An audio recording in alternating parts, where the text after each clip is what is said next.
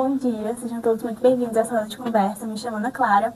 E hoje a gente vai discutir um pouquinho sobre quais são as dificuldades, os limites e os riscos da democracia na atualidade. Para começar, é importante dizer que a democracia ela é fundamental para garantir aos cidadãos o seu direito de voz e participação em decisões que afetam sua vida. Mas a gente sabe que a democracia brasileira ela vem sendo ameaçada pela desinformação e a polarização, e que essas ameaças contribuem para um ambiente onde a verdade se torna relativa e as pessoas trocam um diálogo saudável por ataques pessoais, né? E aí a gente convidou vocês, né? A gente tem aqui o Joaquim e o Jean, que são duas pessoas muito importantes para a cultura do Bom Jardim e para a materialização da democracia no nosso território.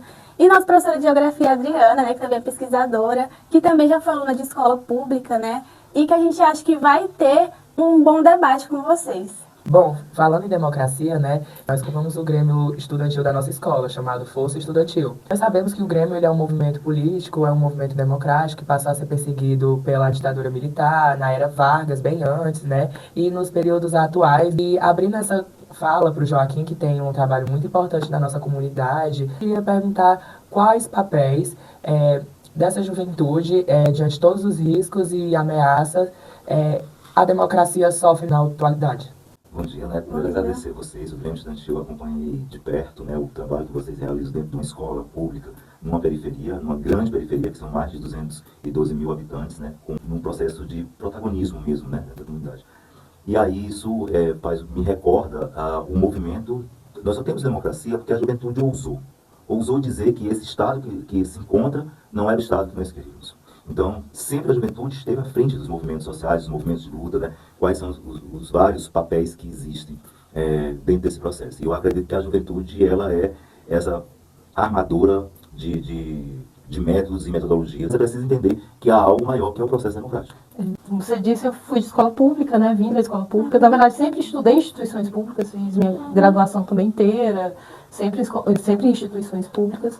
E eu venho do movimento estudantil, né? Desde o ensino médio, a gente chamava secundarista, né? Então a gente tinha Grêmio, né, na escola, e na universidade fez parte de CA e sempre muito próximo também dos DCS. A impressão que eu tive, até durante a minha graduação, é que havia uma referência de um certo período daqui de Fortaleza, de 2004, 2005, que culminaram até em ganhos políticos importantes para a juventude, né? Aquela geração foi muito forte. E houve uma mudança ao longo desses anos. É difícil, né, estimar exatamente que mudança foi essa, mas houve uma mudança nos últimos anos, e essa mudança muitas vezes, até mesmo uma rejeição eu sou professora atualmente da rede pública, eu vejo uma rejeição em relação à política do fazer coletivo, né? A política não oficial e a política do fazer coletivo. A política oficial seria a corrupta, na visão de muitos jovens, e a política do fazer coletivo seria uma coisa de baderneiro, seria algo que não condiz, digamos assim, com um jovem ordeiro, né? E é estranho ouvir esse tipo de coisa, porque nunca fez parte da mentalidade do jovem entrar nessa lógica conservadora. De repente você tem jovens que estão mais conservadores do que eram no passado. Uhum. A democracia, ela também é um direito de liberdade de expressão, né? E de falar suas opiniões. A gente também pode ver a pós-verdade, né? A pós-verdade, ela é quando ocorrem debates políticos moldados por apelos emocionais, né? Também a câmara de eco, né? Se baseia ali no que você vê, no que você pensa, e acaba te passando aquilo, às vezes, muitas vezes, para conseguir mesmo votos e moldar sua opinião, ou reforçar cada vez mais para que você não esteja aberto, né? A outras opiniões, a escutar outros diálogos, né? E aí eu também queria usar de exemplo, que eu vi muito das pessoas usando ali ambientes religiosos para moldar aquelas opiniões baseadas no emocionalismo delas, ali no momento de emoção. Queria perguntar para o Jean, né, a experiência dele pastoral, o que ele acha disso, como que isso pode influenciar a democracia das pessoas. Eu queria agradecer, né, a pergunta e tal. E a gente fica sempre pensando, né, eu acho que a gente tem que separar duas coisas, né, que a espiritualidade é sempre aquela busca que a gente, quanto seres humanos, temos, uma busca pelo transcendente, pelo aquilo que é bom, né, pelo que é o bem comum, né? A espiritualidade vai encaminhar a gente para isso, para um mundo bonito, né? Para o cuidado com a natureza, o cuidado de si, o cuidado da comunidade, né? As relações recíprocas de solidariedade, de respeito. Quando você cai para dentro do campo da religião, e aí no meu campo, a religião evangélica, que aí são evangélicos, né? Bem no plural, porque é diverso, existe uma apropriação, uma captura do fundamentalismo político se apropriando das igrejas, né? Então, a igreja passa a ser a reverberação do discurso do ódio. Então, quando a igreja cede ao apelo do poder e cede ao discurso de ódio, de violência, ela está fugindo, né? Ela está virando as costas para o evangelho e olhando para um projeto de poder. O algoritmo, ele tá dando muita influência nessa questão da democracia das pessoas, né? O algoritmo, você tá aqui com o celular, eu passo 3 segundos vendo uma publicação, vai começar a aparecer direto, direto, direto. Tem uma matéria nova nas escolas, né? Que é a cultura digital. A cultura digital, ela estuda muito essa parte do algoritmo, a influência digital nas nossas vidas, né? E aí a gente também aprende que o algoritmo, ele te manda as opiniões que você já tem como certo. Isso é a câmara de eco, né?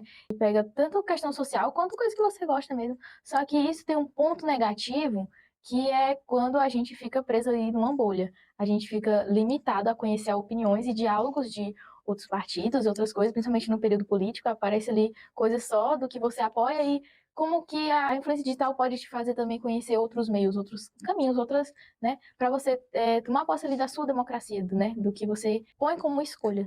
E é muito comum, né, a gente vê isso hoje em dia nos famosos grupos de WhatsApp, né, nos grupos das famílias. Eu, por exemplo, quando eu abro meu celular, eu vejo algumas mensagens dos meus familiares mandando um vídeo pra mim sobre algum pastor que falou sobre o que é que vai acontecer por conta de um governo X, ou por conta de algum partido.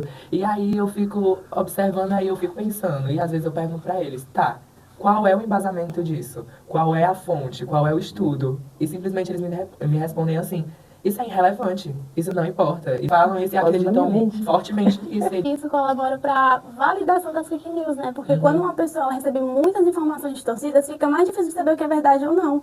E isso fica mais complicado ainda em épocas de eleições, porque a pessoa fica sem saber o que decidir e ela perde a sua autonomia. Eu queria animar assim, vocês assim, com muita esperança, sabe? Emily, Vitor, Ana Clara, eu estou olhando aqui para vocês com muita esperança mesmo. Vocês chegaram muito mais longe, né? Com todos os desafios que vocês estão tendo. Então eu queria animar vocês assim, ter um olhar para o futuro com muita esperança, mas uma radicalidade que é própria de vocês, de olhar, eu vou radicalizar a democracia. Precisa ser um desejo de vocês de olhar para a democracia e dizer, eu quero a democracia no quilombo, na aldeia e na favela, e vamos radicalizar até que não tenha um canto desse Bom Jardim que não esteja inundado pela democracia. Nessa fase, eu pude ver o quanto isso é importante, né? Para a juventude ter a sua democracia moldada, ter a sua opinião, saber pesquisar, saber entender, não só a política, mas estudar a democracia, estudar o fascismo, estudar a ditadura militar, saber entender ali, né, realmente a história da política, o decorrer da política, porque ela vem de antigamente, mas a gente pode mudar ela, a gente pode mudar nossa democracia para melhor, né? E é isso, queria agradecer a participação de vocês, foi muito bom essa roda de conversa e saber entender mais sobre esse assunto.